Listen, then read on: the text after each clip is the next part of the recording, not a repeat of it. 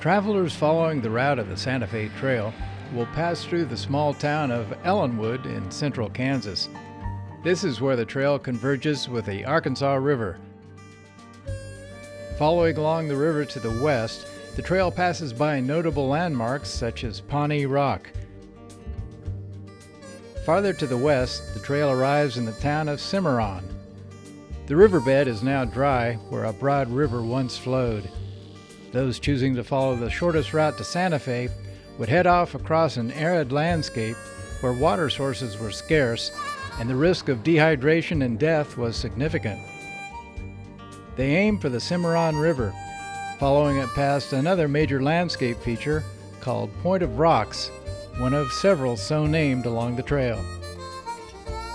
Continuing on to the southwest, they crossed what's now the panhandle of Oklahoma, passing by more recognizable landforms as they entered the current state of New Mexico.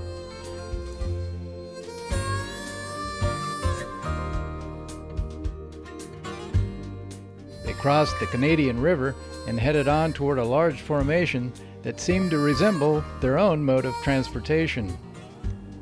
Caravans hauling supplies for the Army reached the end of their journey as they arrived at Fort Union, where the two main routes of the trail converged. 3 different forts were constructed here over a period of time. The remnants of the third and largest fort provide a sense of the magnitude of the installation.